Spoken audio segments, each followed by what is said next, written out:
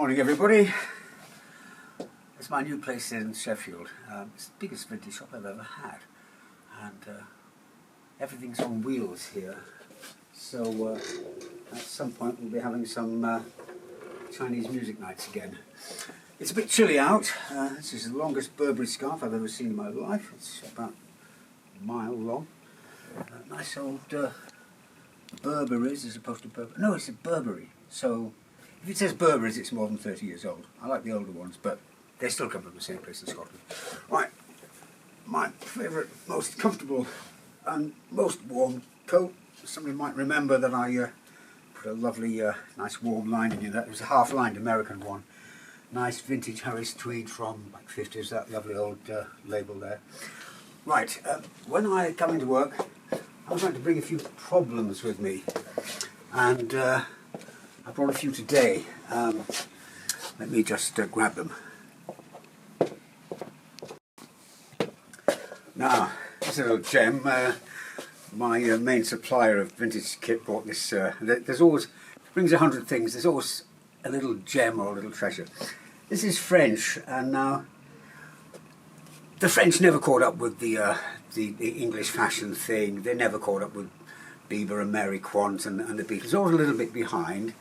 But in retrospect, things that Pierre Cardin made in the 1960s, although they're always a little bit behind, now they look pretty cool. This is made by somebody in France, a typical 70s suit or early 60s suit.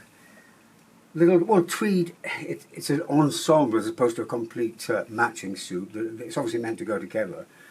So you've got a fine haunches check on the trousers. And this is a nice medium weight tweed with a Glen check on it like that. It's a super thing, but it's got a couple of little problems. Tiny little moth hole there and there, and I think there's one down the bottom just here. I'm going to try and make those vanish today with some repair magic. And give it a quick press as well. This is a super thing. I think it's about a size 40, just sort of typical of the day. Now, damage like this, you know, in the old days, things just get thrown away, but these things are too precious. We've got to preserve these things now. The quality is really nice, and it's pretty cute. Everybody kept saying, you know, about flares. Will flares ever come back? Well, yeah, they do keep coming back, and I'm going to quite enjoy seeing somebody walking out of my shop wearing this.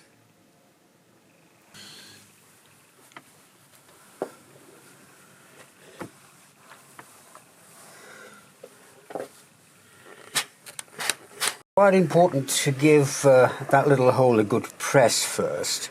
Then you know it's not being distorted, and you're getting the actual shape. So I'm going to try and fill that little hole in, and this thing's going to look a lot better for a press. We'll see what it looks like on a mannequin in a minute.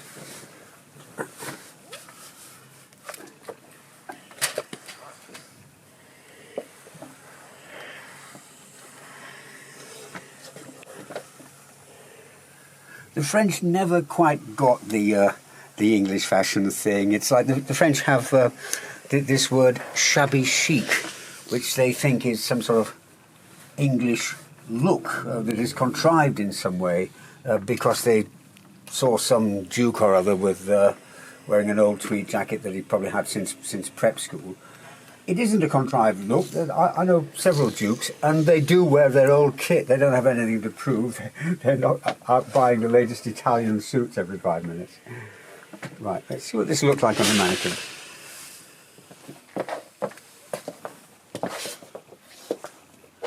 Take this one off. That's a lovely old jacket, 1960s. Let's put this one on here.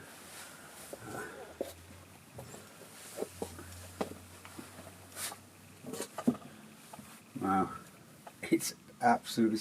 You need these jackets. You need to see them on somebody or on a mannequin just to get some idea of the style and the cut. Wow.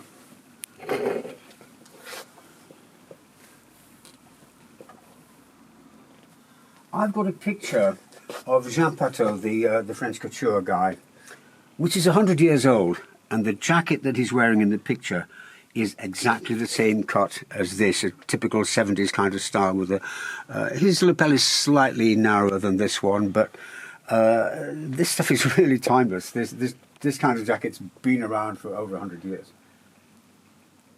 It's probably got a nice deep vent at the back. Yeah, I need to press the back, but yeah, that's about a sort of 9-10 inch vent there, which is really nice. Yeah. And there's my damage again. We're going to try and make that invisible. I've got a little plan. That one could be just done with a darn, but I'm going to see what I can do with this one in a minute. There's a lot of unpickers on the market, different styles. Some of them are absolutely useless, but this one, this particular brand that folds in like that, all the girls in my factory had this one. It's just the best one on the market. It's nice and sharp, and you can carry it around with you. When I lose it, I despair. I should go and buy 20 of them. But right, what I'm going to do is go a little hunt inside this jacket to see if I can get some threads or perhaps a little piece to put in to do a repair with. So we'll just unpick this. And see what we've got inside. What I normally do when I'm unpicking to look for... oh yeah, that's nice deep hem there, so we're going to find a nice piece to do a repair. What I normally do when I'm doing this is I try to get quite close to a seam so I can get horizontal and vertical threads. Right, now this is great because you see, if you want to get just a couple of threads to darn, then you just simply unpick a few. You don't need to make them very long, but then you've got the same colour when you're going to do a darn. Now, looking at this little hole here, I'm just going to find that little corner piece of pattern there, cut out a piece slightly bigger than that, put it inside and see if we can just fuse it together and see what it looks like. So we need, let's just unpick this a little bit more, it's easy to sew it up later.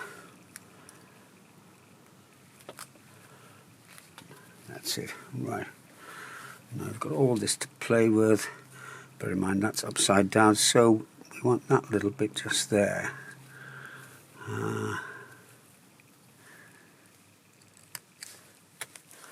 Okay.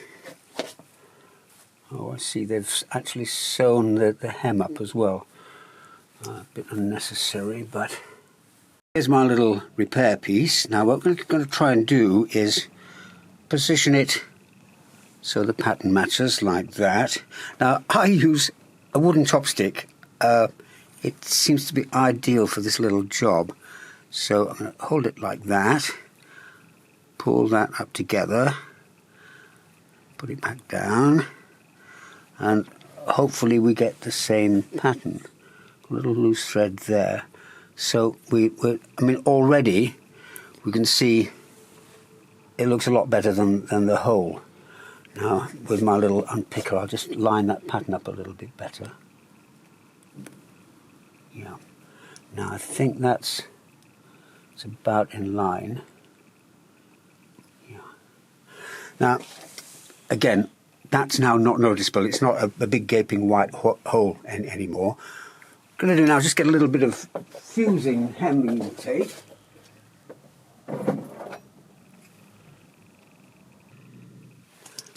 Now, I'm going to do the same thing. I'm going to use my, hopefully my little repair piece is going to stay in the right position.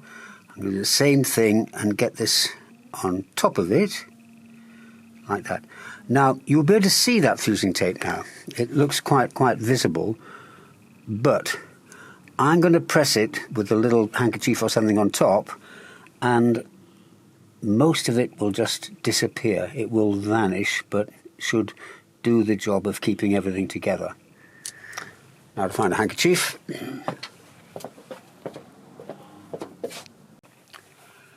Hopefully my little repair patch is going to stay in the same position that I put it in. Now only use cotton for this.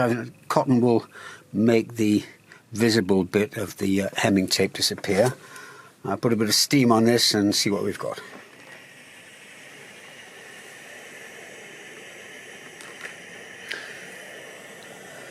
Press it in because I want that hemming tape to really stick to this old handkerchief. Might go over it twice. A lot of heat on there.